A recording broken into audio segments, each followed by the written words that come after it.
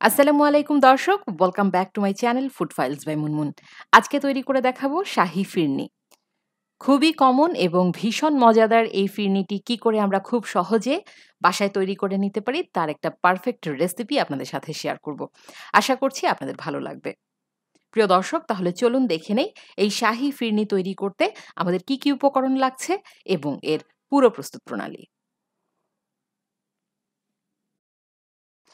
আমি একটা বাটিতে 1/4 কাপ অর্থাৎ ১ কাপের ৪ ভাগের ১ ভাগ চিনি গুঁড়া পোলাওয়ের চাল নিয়েছি। এখন এই চালগুলোকে আমি ৩ থেকে ৪ বার বেশ ভালোভাবে ধুয়ে নেব এবং ধোয়ার পরে আধা ঘন্টার জন্য আমি পর্যাপ্ত পরিমাণ পানিতে চালটা ভিজিয়ে রাখব। চালটা ধোয়া হয়ে গেছে, এবার আমি আধা ঘন্টার জন্য এটাকে ভিজিয়ে রাখলাম। আধা ঘন্টা পরে আমি এই চালগুলোকে আধা ভাঙা করে নেব। এর জন্য আমি একটা গ্রাইন্ডারে চালগুলো নিয়ে নিয়েছি। ২ থেকে ৩ বার একটু গ্রাইন্ড করে নিলেই কিন্তু চালগুলো আধা ভাঙা হয়ে যাবে। আপনারা ভিডিওতে দেখতে পাচ্ছেন এগুলো কিন্তু পুরোপুরি পেস্ট হয়ে যায়নি, এগুলো আধা ভাঙা অবস্থায় আছে। আপনারা চাইলে শিলপাটাও ব্যবহার করতে পারেন চালগুলোকে ভেঙে নেওয়ার জন্য, অথবা চাইলে হাত দিয়ে ভালোভাবে কচলেও আধা ভাঙা করে নিতে পারেন।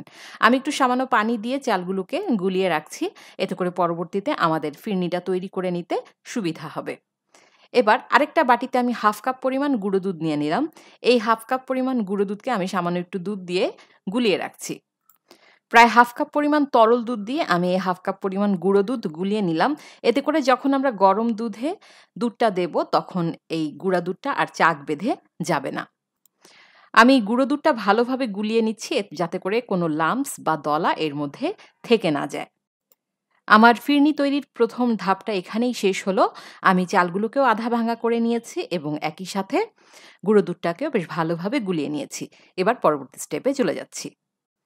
একটা হাঁড়িতে আমি তরল দুধ নিয়ে নিলাম ১ লিটার। এখানে কাপের হিসাবে ৪ কাপ পরিমাণ আছে। এবার আমি এর মধ্যে দিয়ে দিচ্ছি ৩ টা সবুজ এলাচ এবং ২ টুকরা দারচিনি। মাঝারি আঁচে দুধটা জাল করে নেব। দুধে বলক আসা পর্যন্ত অপেক্ষা করছি। যেই দুধে বলক চলে এলো এর মধ্যে আমরা এবার দিয়ে দেব গুঁড়া দুধ। যেই গুঁড়া দুধটা আমি প্রথমেই গুলিয়ে রেখেছিলাম 1/2 কাপ পরিমাণ তরল দুধ দিয়ে, সেই দুধটা আমি এখানে দিয়ে দিলাম। এবার আরো ২ থেকে ৩ বার বলক তুলে নেব। গুঁড়া দুধটা দেওয়ার ফলে কিন্তু এখন এই যে তরল দুধটা আপনারা দেখতে পাচ্ছেন এটা অনেকটাই ঘন হয়ে গেছে। এই দুধটাকে এখনই আর ঘন করব না। আমরা প্রথমে এর মধ্যে আধা ভাঙা অবস্থায় যে চালটা রেখেছিলাম সেটা দিয়ে দেব। এরপরে আমরা চাল সহ দুধটাকে ঘন করে নেব। চালটাও সেদ্ধ হতে থাকবে, এরই মাঝে দুধটাও কিন্তু ঘন হতে থাকবে।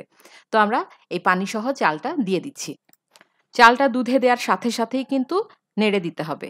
চাল দিয়ে যদি না নেড়ে দেন তাহলে কিন্তু এই চালটা দলা পাকিয়ে যাবে। তখন কিন্তু এটাকে আর সহজে ভাঙা যাবে না। ফিরনি কিন্তু খুব সহজে পাত্রের তলায় লেগে যায়। সেজন্য আমরা এটাকে অনবরত নাড়তে থাকবো। আর এরই মাঝে আমি এর মধ্যে দিয়ে দেব চিমটি পরিমাণ জাফরান।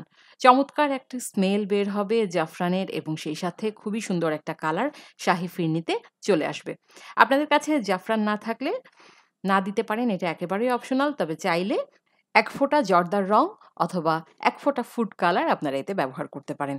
খুবই চমৎকার একটা কালার আসবে এবং দেখতেও বেশ ভালো লাগবে। তবে প্রিয় দর্শক, আমি আবারও বলছি এটা একেবারেই অপশনাল। আপনারা চাইলে ফিরনিটা পুরোপুরি সাদা অবস্থাতেই রাখতে পারেন। সেটাও দেখতে বেশ সুন্দর লাগে। এবার আমি সমস্ত উপকরণ বেশ ভালোভাবে নেড়েচেড়ে দিচ্ছি। চুলার জাল লো আর মিডিয়ামের মাঝামাঝি অবস্থায় আছে। অবশ্যই কিন্তু বারবার নেড়ে দিতে হবে। কারণ ফিরনিটা কিন্তু যতই ঘন হতে থাকে এটা পাত্রের তলায় লাগতে থাকে। তো আপনাকে অবশ্যই অনবরত নেড়ে-চেড়ে ফিরনিটা তৈরি করে নিতে হবে। আমি ফিরনিতে এখনো কোনো চিনি বা কনডেন্স মিল্ক ব্যবহার করিনি। আগে চালটা বেশ ভালোভাবে সেদ্ধ করে নেব। তারপরেই কিন্তু চিনিটা আমরা ব্যবহার করব। অনেক সময় দেখা যায় যে চিনিটা যদি আগেই ব্যবহার করি তাহলে কিন্তু চালটা শক্ত হয়ে যায়, চালটা আর সেদ্ধ হতে চায় না। তো আমার এই চাল পুরোপুরি সেদ্ধ হয়ে গেছে। এবার আমি এর মধ্যে কনডেন্স মিল্ক দিয়ে দেব 1/2 কাপ পরিমাণ। প্রিয় দর্শক, আপনারা চাইলে এই পুরো ফিরনিটা চিনি দিয়ে তৈরি করতে পারেন। তবে কনডেন্স মিল্ক দিয়ে তৈরি করে দেখবেন এটা কিন্তু অনেক ক্রিমি হয় এবং খেতে ভীষণ ভালো লাগে।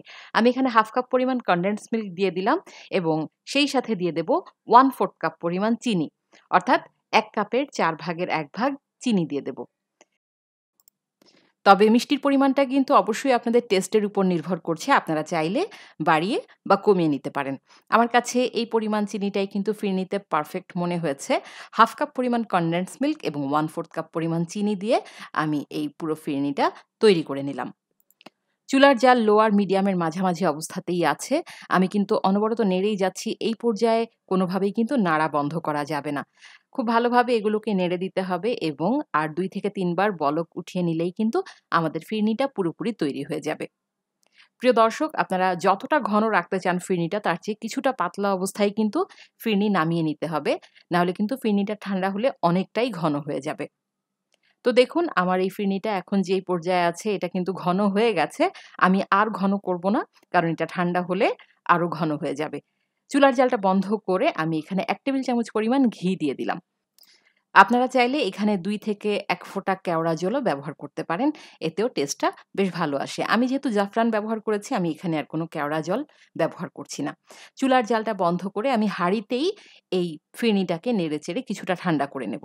এর কারণ হলো অনেক সময় দেখা যায় গরম অবস্থায় যদি আমরা বাটিতে নিয়ে নেই, সার্ভিং ডিশে নিয়ে নেই, দেখা যায় উপরে যে মোটা করে একটা সর পড়ে যায়। তখন কিন্তু এটা দেখতে অতটা ভালো লাগে না। এভাবে যদি আপনি নেড়েচেড়ে হাঁড়িতেই একটু ঠান্ডা করে নেন, সেই ক্ষেত্রে সরটা সমস্ত ফিরনিতে ছড়িয়ে যাবে। তখন কিন্তু সেটা খেতেও অনেক ভালো লাগে।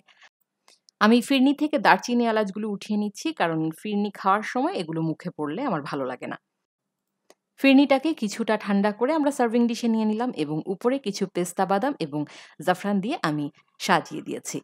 তৈরি হয়ে গেল ভীষণ মজাদার শাহী ফিরনি। প্রিয় দর্শক, দেখলেন তো কত সহজে ভীষণ মজাদার এই ফিরনিটা তৈরি করে নেওয়া যায়। আশা করছি বাড়িতে অবশ্যই এই রেসিপিতে একবার ট্রাই করবেন। আপনাদের অনেক ভালো লাগবে। আজকে তাহলে এই পর্যন্তই। পরবর্তীতে নতুন কোনো রেসিপি নিয়ে আবার হাজির হয়ে যাব। সবাই ভালো থাকুন, সুস্থ থাকুন। আল্লাহ হাফেজ।